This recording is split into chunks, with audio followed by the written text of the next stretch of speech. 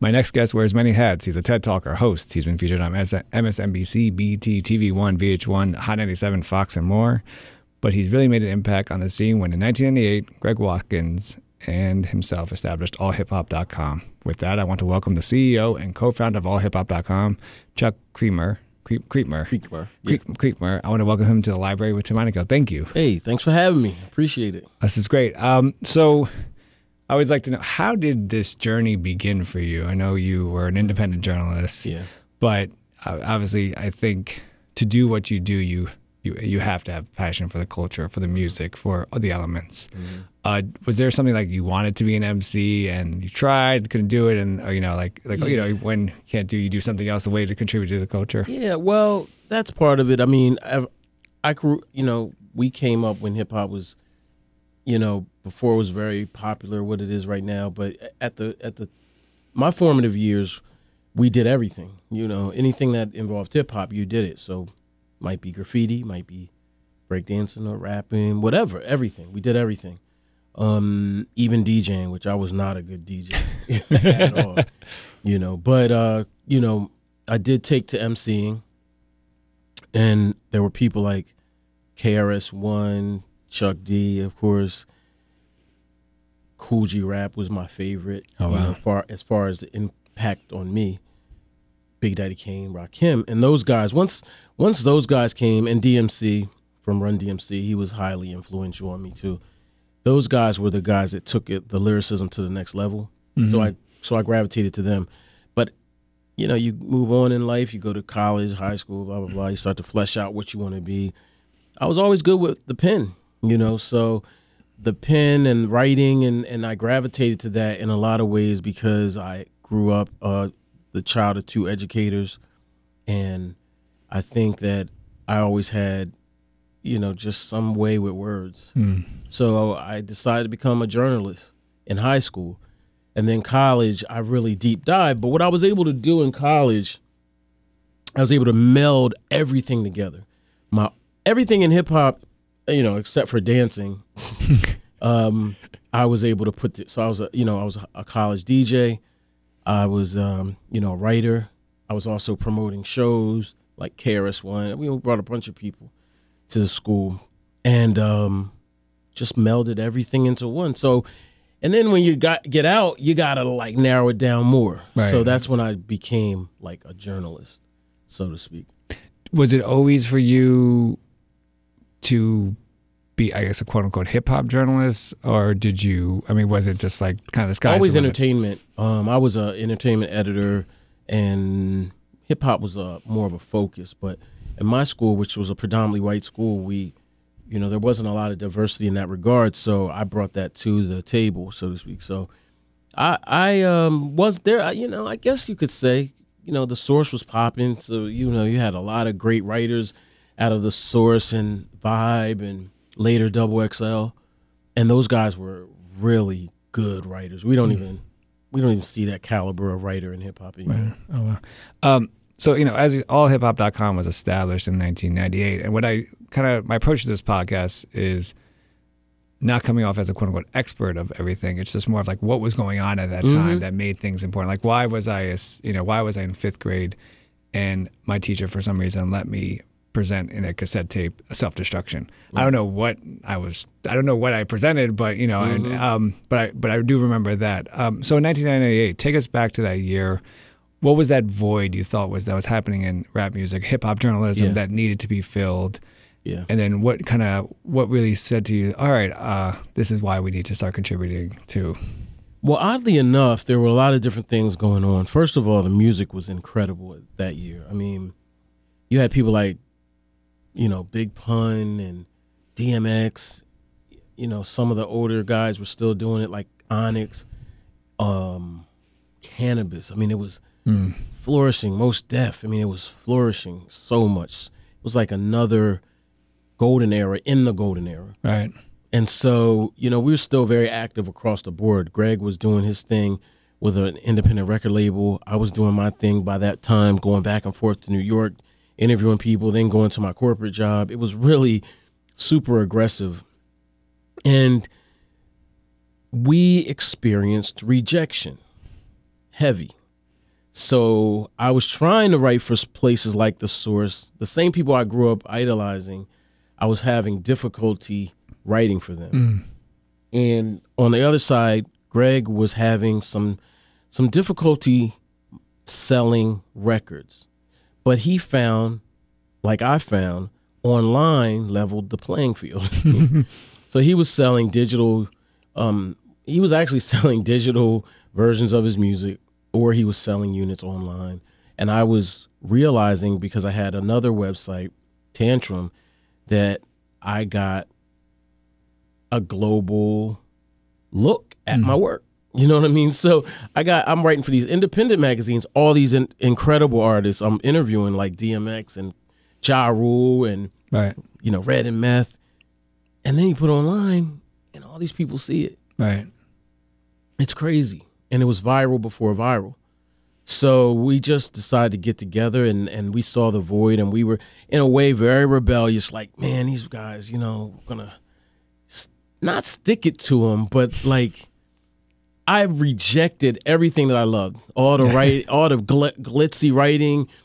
I didn't want to do that. So we would do it in Q&A form, which was directly what the artist is saying. Exactly. Even when they're mad, like Prodigy of Mobb Deep one time was in a beef with JayZ.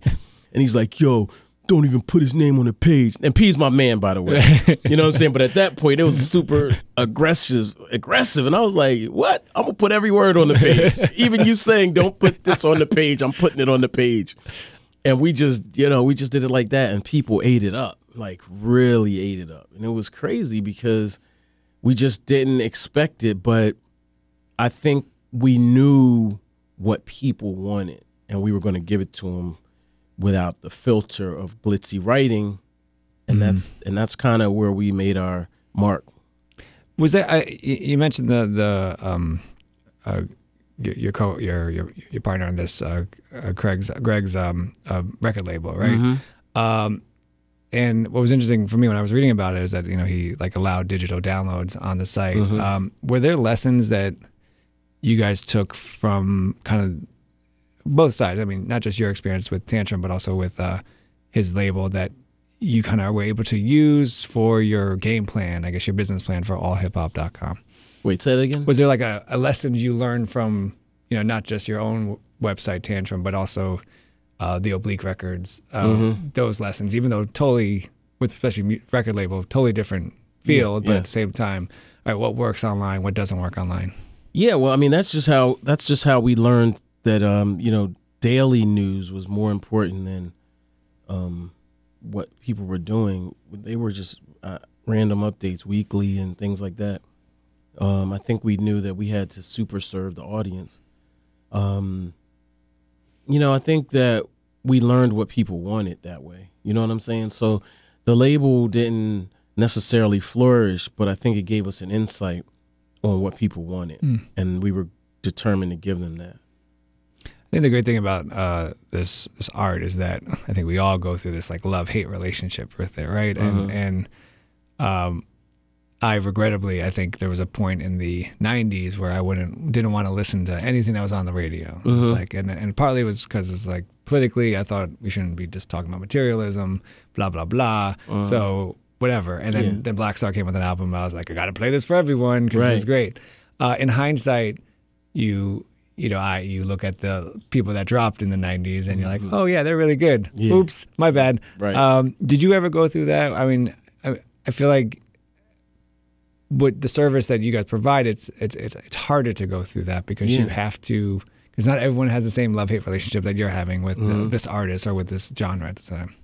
Yeah, well, I think the beautiful thing about me and Greg and what our appreciation for hip-hop is, you know, I tell people all the time, we call it all hip-hop for a reason, and that is because in a lot of ways, we really do love all aspects of hip-hop.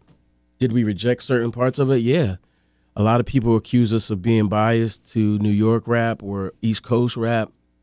I think that's a fallacy. I think it's just because we're able to get those artists a little bit easier than we are to someone in California. I mean, I'm not sure exactly when I went to LA, but it was well after we established the company. You know what I mean? So culturally, I think there were sites that served that audience better, but yeah, you know, I mean, come on, like, let's just be real. Like, I was listening to, I mean, this song came out way before all hip hop, but you know, I was listening to Snap when I Got the Power. Remember that? Yeah, like, yeah. I was like, oh my God, I hated this song so much. I mean, there were certain parts of hip hop we just didn't like, but it never turned us off to the music in general. You know, I tell people a lot, you know, when JayZ first came out with the Reasonable Doubt album, I was a fan, but I wasn't like a huge fan. Right. It was a lot more, you know, we're talking J. Rue the Damager and Duck Down and all those guys, you know, a little grimier, you know what I mean? Not materialism wasn't something that I was into back then. Right. It wasn't even aspirational, you know what I mean? And there was later on with JayZ, you know, not that I'm a guy that's all into materialism, but you get a little older and you want to create wealth for yourself. And right. You're like, oh, okay, let me get on my grind a little bit different. Right. Yeah. You get to understand what they're doing, and you know, there's the maturity aspect to, you know, all this. Yeah, definitely. You realize you're not like an 18-year-old kid anymore that you have to start talking about, you know. Yeah, don't start having a car note or, you know, even a house, you know, mortgage or a kid. Then you got to think about money. Right, that's true. Yeah. You know, Essence Magazine, they dubbed you guys as the CNN of hip hop, right? Actually, Chuck D did that. Chuck D did that before Essence. Because he also said rap was the CNN of hip hop, right? But I think he did. Maybe I may be revisiting that differently, but he did. There was something he did. But regardless, what that I feel like is once that happens, I feel how much more pressure are you guys putting on yourselves? That it's tremendous, terrible pressure. It's horrible pressure, man. I mean, the pressure to be responsible, the pressure to be accurate, the pressure to represent the culture respectfully all the time is hard. It's horrible, man. I mean, it's, you know, you don't have anyone that does that anymore. Like, there's not a lot of people that do that anymore. There's not a lot of people, even if they do report well, that you can walk up and reach out and touch, so to speak. Mm-hmm. So it's a heavy burden, man, and it comes with a price. And a lot of times that price, I think, for us could potentially be material. You know, for the longest time, we would not intertwine editorial and ad sales. And then you realize, you know, later on down the line, you're like, everybody was selling, everybody was doing it. You just didn't know. Right. And not to say that it's right or wrong, but I mean, I grew up a pure journalist. You just didn't do that. It was separate. Right. You know, and now you understand why certain companies were so profitable at their height, because they were just charging it to the labels or the game or the artist. And drug dealers from where I'm from, Delaware, were like, yo, I want to buy an ad from the source for $30,000. I'm like, dude, that's $30K. Like, that's a lot of money. I don't care. Money's no object. But you think about it and you're like, wow, that's how much money they were making, and that's how impactful they were to people's careers. Right. Something that has to be, I mean, what really makes you guys so respected of what you did. I mean, you took, in 1998, all I could think of is that you took a huge risk, a huge chance, because hip hop wasn't established. I mean, you know, no matter what, rap music was not established yet, right? You didn't know it, it wasn't. You didn't know, right? And you didn't know that it was going to be this #1 genre out there. What was your kind of long-term business plan with this? I mean, could AllHipHopcom, I guess, exist as it does if rap music was still, quote unquote, the underground rap music versus its commercial? I think so. Commercial? Yeah, I mean, we flourished in that era of underground because people really wanted it, and they didn't have a lot of outlets to get it. You know, you had a lot of hip hop outlets, but you couldn't go to USA Today or GQ or Esquire, or there was no TMZ. You know, there were no mainstream outlets to get hip hop. And I think also hip hop at that time really rejected being mainstream. You know, there was a notion that you had to be authentic, and being authentic meant you talked to a journalist that understood you, or you talked to the people that identified with you as a person.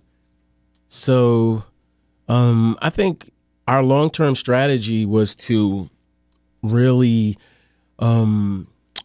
so to really own the user or the the audience, from 8 to 80, because at the hip hop was beginning to see penetration in all markets. You know what I mean? So if you listen to someone who grew up in the 70s, not who was an adult in the 70s, would know Sugar Hill Gang and really perhaps identify with Blondie or whatever, and see those earliest formations of hip hop, and may hate, may not like Run DMC. Right. You know what I'm saying? Yeah. Like I've had people who love Melly Mel but can't stand Run DMC, and I'm like, how's that possible? But there's an audience there, and we wanted that. So if you go back far enough, we used to do All Hip Hop Week, and All Hip Hop Week was the pinnacle for us in a lot of ways, because it represented like a week-long series of events that really expanded, into all forms. We did concerts, fashion shows, community service, just about everything. And the whole hip-hop community was a part of it. Like we did a black tie affair with Diddy and Puffy as the hosts. Wow. And they're Diddy's kicking Wendy Williams out of the VIP. It was crazy. I remember that time in radio. Yeah, right, exactly. Yeah, so that was the long-term strategy. And business for self and business period is tough. So we experienced some learning bumps and bruises, and we were maybe not the best business people in terms at that time. We weren't as mature as we are now. You're not just you have AllHipHopcom. You've done a boatload of interviews. With all these artists. I texted you about them, Jean Grae, and but you go to your site and you see pictures of you with Kendrick Lamar and T.I. And T.I. I think both are incredible artists, obviously. When you were interviewing them, what was kind of that? What did you, as a journalist, what did you take away from that experience? And what did you learn about them that you might have not known about them at the time? But also, what did you learn about yourself after the interview? With Kendrick? Or both, Kendrick and T.I.? Well, every interview I do, I take something away. I learn something from that person. And early on, I learned even so much more. With Kendrick was a moment where I realized I wasn't as tapped in as I thought I was. He was huge by the time I interviewed him. Oh, wow. And I didn't fully understand I knew who Kendrick was, and I knew he was an incredible artist, but I didn't realize that he had tapped into like a vein, almost like just a straight injection into a generation that came after me. Right. I also felt like Kendrick and his whole movement, I think that might be what it was, that I didn't realize that he was really a movement.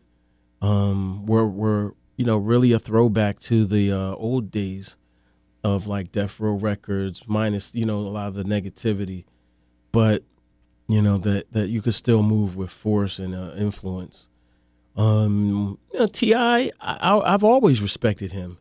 And even at that point, I saw him evolving as a businessman. And, it's funny, Greg and I always keep ourselves, we're still completely owned by the two of us, but we're always looking for people to possibly work with, or to even so seek investment from. And he's always been someone I've respected from that. But I saw his evolution very early on, from like just a trap star to really being a more influential person and a voice of the people. We're talking about a generational gap within, I think, rap music especially. We always have, old school is always, not always, but they shitting on new school. And new school is like, shut up, old man, that type of stuff, right? But you get to, as a journalist, you have to go throughout all schools, right? I mean, is there as much of a divide as we make it out to seem? And if there is, like, how do you see that divide getting kind of smaller? I think the answer is yes and no. Yes and no. And I say yes because when people get older, they get completely, a lot of times, out of tune with what kids are into. And that's okay. But what you have to do is say, I'm out of touch, and just admit it. Right? I had a huge debate with somebody over Kendrick Lamar, and I was just like, lady, you don't know what you're talking. You've never even heard a song. You have no idea what he sounds like. Right. But you're comparing him to whoever, JayZ or whoever, and I'm just like, yo, come on, you don't know what you're talking about. Now, on the flip side, I say no because, I'm listening to YBN Corday or someone like that, or these Griselda guys from Buffalo, and they are so well respected, so dope, so in tune with what's happening now, but also in creatively in tune with hip hop's rich tradition of just being dope. Right, yeah. Period. And if you're in tune, it took my best friend, I've been telling him about Griselda like 5 years. Well, maybe not 5, but like years. Finally, Griselda, Conway the Machine does a song with Eminem. And he listens. All of a sudden, he goes down the rabbit hole. Right, of course. Like, dude, took a song with Eminem? not even your boy? Right. You know what I'm saying? Not a great referral? That's just the way it is. So the gap's not that bad. And hip-hop has everything you want if you tune in. Everything from conscious to gangsta to pop to kiddie bop records. Everything is there if you just open your ears and tune in. We don't get it the same way. We don't sit in front of TVs and watch Rap City anymore. We don't listen to an hour of hip hop at midnight on your radio station and they tell you what to listen to. Right. And that's the difference people don't understand. So it's not that big of a difference. The gap is, there's a lot of trash now and there was a lot of trash then. Yeah. And the reason we don't necessarily remember the trash as much is because there were gatekeepers and filters, and maybe you heard somebody once. But I was a DJ, and I was getting music for free since the 90s, so I heard everything.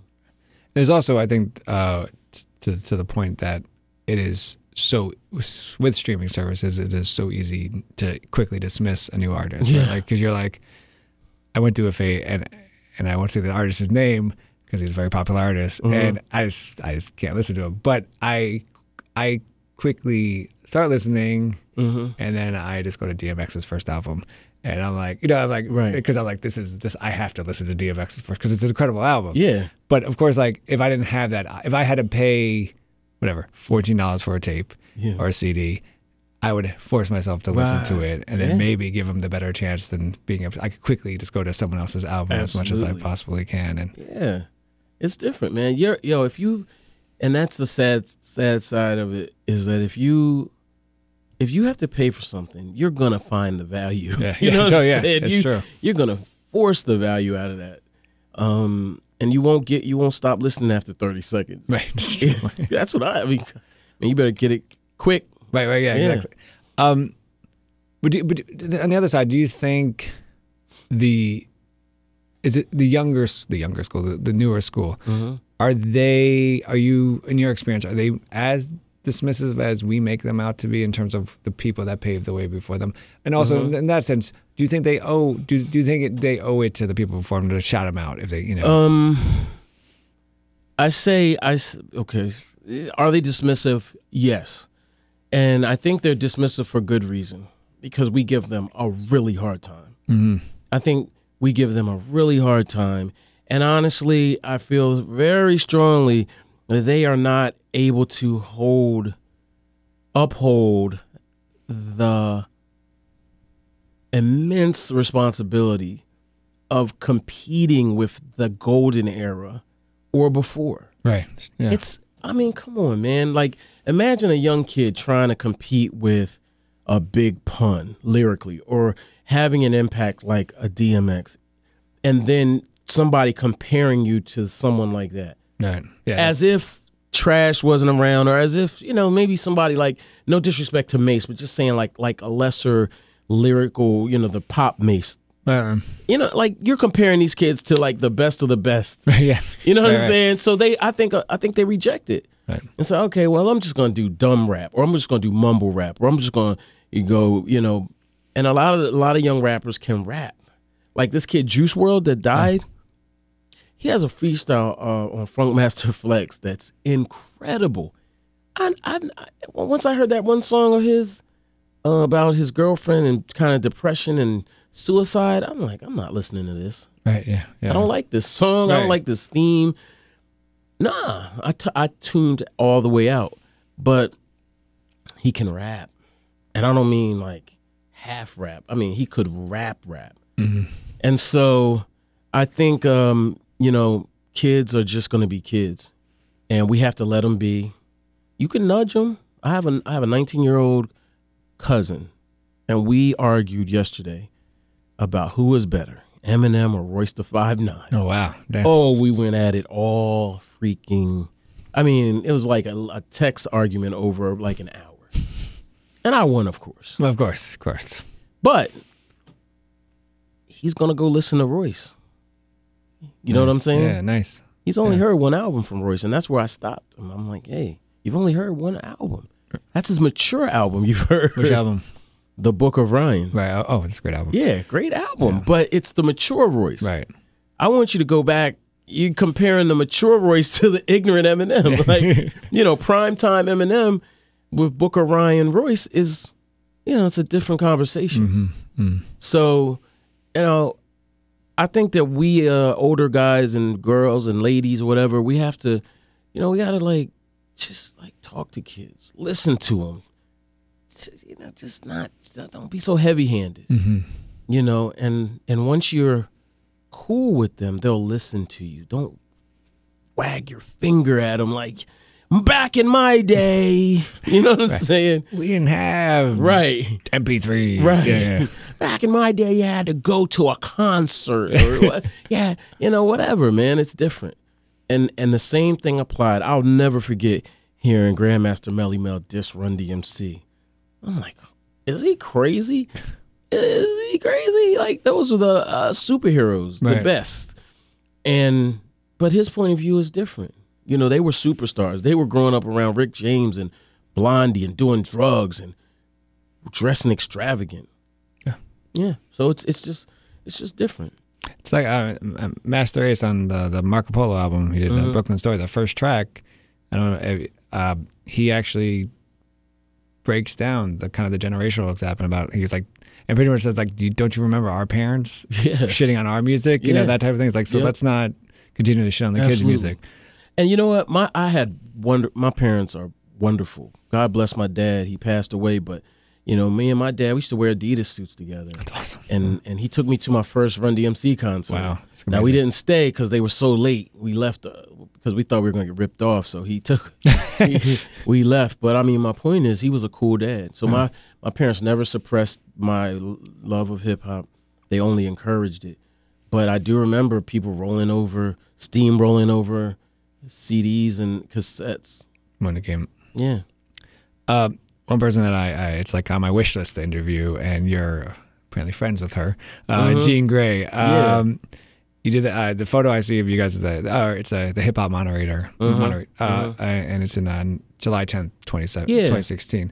What were you guys talking? What was this conversation about, and how did you meet her? That picture, Jean Grae, myself, and another guy we were on Pix 11 talking about something. I can't remember, but I used to have a huge crush on Jean Grae. So we go all the way back to the early 90s. I'll never forget seeing her the first time. I believe it was at BB King's, and she had written her lyrics on her arm and was rapping and reading off her arm all the way down her forearm, like I think to her palm. I don't know if that was an act or if she was really reading it, but still, yeah. And I was like in love instantly. So later down the line, I worked at BET, and one of my coworkers was like really good friends with her. And so I got to know her, and I just wanted to know everything about her. And I mean, it was well known that I had this huge crush on her, so I got to interview her and everything. We just became really cool. She's a super nerd, comic book, obviously the name alone says that, but you know, and I bumped into her. I used, you know, like we used to like kick it. Been to her house, all that stuff. And, you know, life happens. People, you know, move on, get married, whatever. And Gene is one of the artists that I always feel bad about because, you know, we pushed Gene. I mean, like, you know, we fall in love with these artists, and then we want everybody to love them, and we want them to prosper, grow, and it's exhausting. Right. You know, when you're putting everything that you have at your disposal for them to blow up, and it doesn't happen in the way that you see it happening, you know, it's a little bit heartbreaking. So, you know, I've just seen Gene's like periodically, you know, to this day, if she hits me up, I'm there. You talk about comic books, and you do have something with her at Comic-Con. What, obviously, comics and hip hop always, you know, they're together.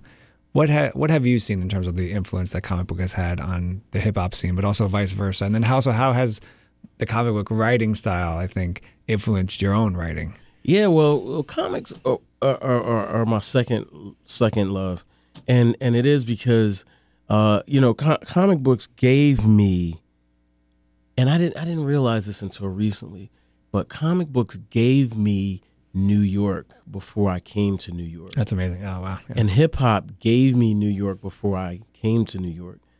But comics also opened my mind up to see the world, and it really was you know, comic books used to be evil. So at a certain point, you know, parents and stuff were just like hip hop. We're like, man, these comics are evil, or they're, you know, giving kids a bad ideas and stuff.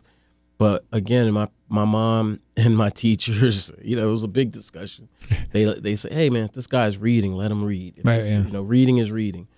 And I would say that comic books impacted me in a number of ways.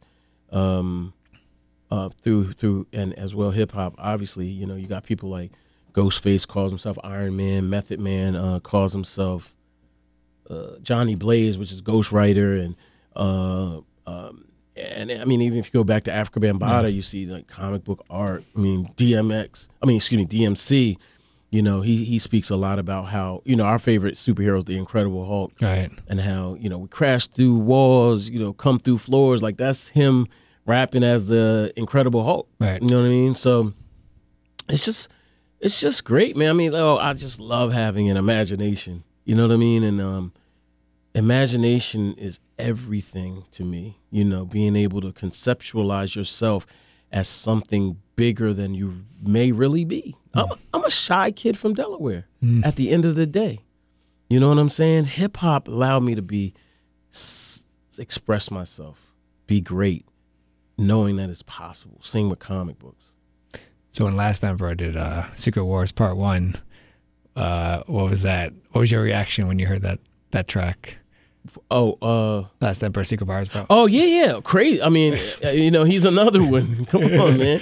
Oh, my God. I was like, yo, it was, man, listen, I don't know where that guy is. I actually had his T-shirt for the longest time. I just had to give it up. But yeah, I mean, it's always been there. Always been there. Secret Wars is, I'm so waiting for Marvel to turn that into a movie. Yeah. Yeah, I mean, that's the next level, man. It's gotta happen. Yeah, sure. I have 2 more questions. All right. You're obviously established journalist. What has been that story that you've been the most proud? I mean, it could be a couple of stories, but kind of the most proud of because maybe it was not going to happen, and somehow you kind of think outside the box and you make it happen. Well,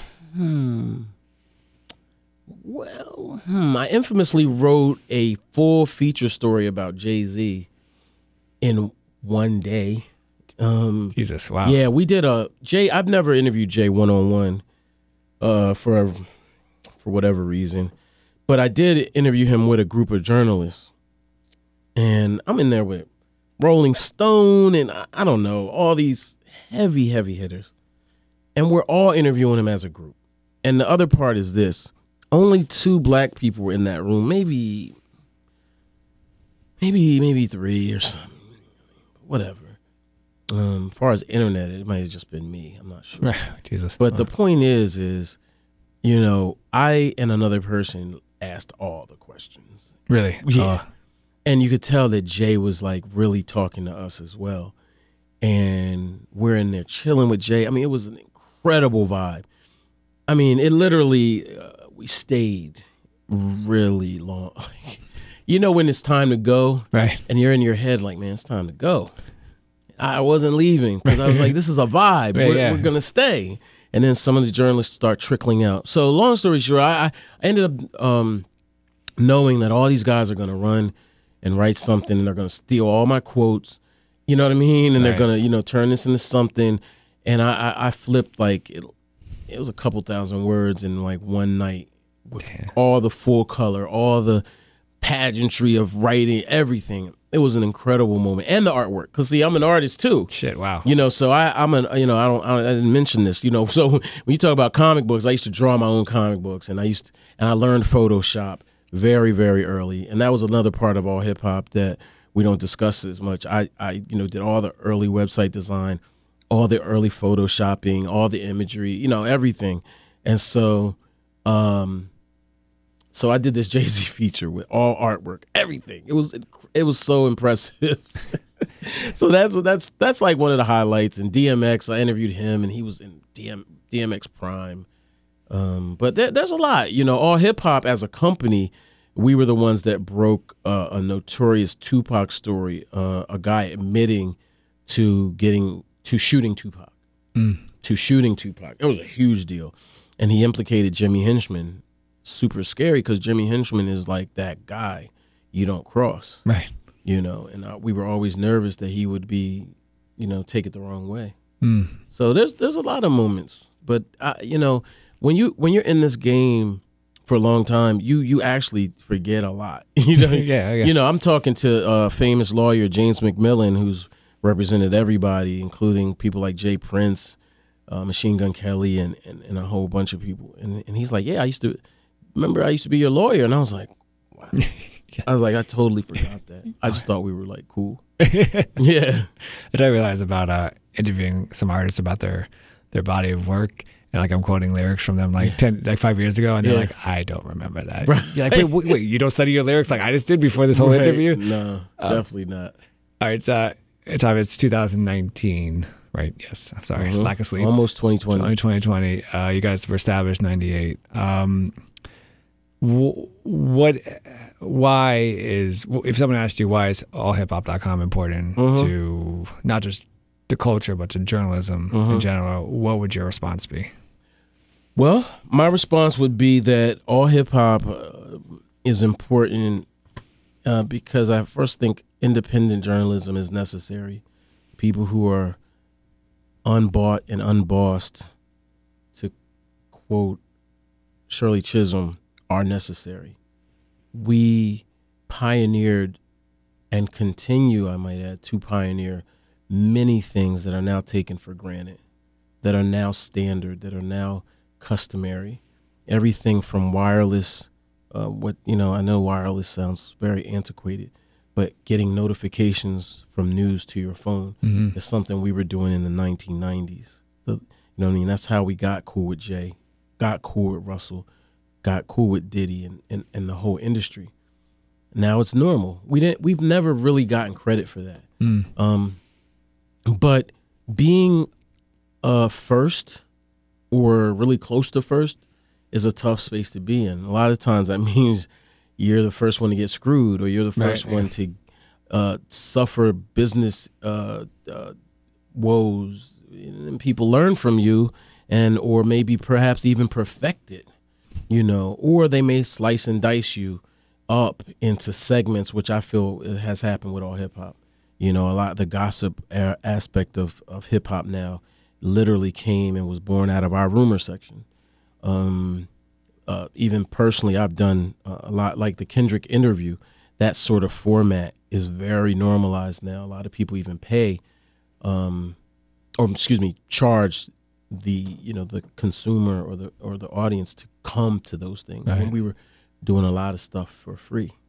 So all hip hop's extremely necessary. And one thing that I'm very, very, very, very resolute in doing going forward is really telling our story and reminding people who we are, reminding people what we're doing, reminding people the legacy. That's what everyone's doing now.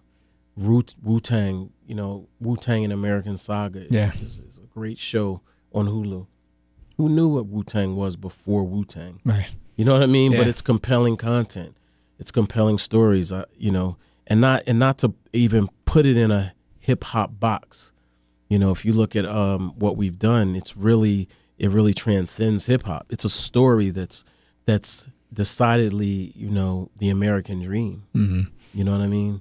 And so we're very important. And when I walk the streets more and more every day, I'm at Genius, and my homeboy Mikey is there, and he's like, man, we're filming an artist go to Genius, you know, this kid NLE Chopper, and we're doing a day in the life, and Mikey's there, and I'm like, yeah. He's like, Mikey, is it okay if Chuck and All Hip Hop's team films this?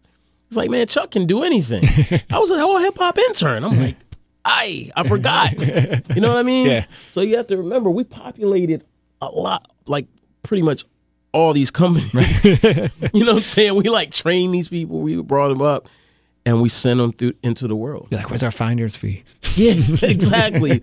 Listen, to this day, I think about finder's fees, about rappers that we broke and supported, and now they're billionaires. Not billionaires, because only Jay is the billionaire, right. but a lot of millionaires. And you're like, where's my cut, man? Where's the love? You know what I mean? But we laugh at it, man, and we're very appreciative of where we are. We're appreciative of being afforded the ability to feed our families, the ability to impact people's lives, and that's a blessing, man. You know, no matter how you slice it, it's all worth it. Awesome. Yeah. He's the CEO and co-founder of AllHipHopcom. It's a true honor to talk to you today, Chuck Creekmur, in the library with Tim Einenkel. Thank you, man. Thank you. I appreciate it. Thank you so much for doing it. Thank you for doing this.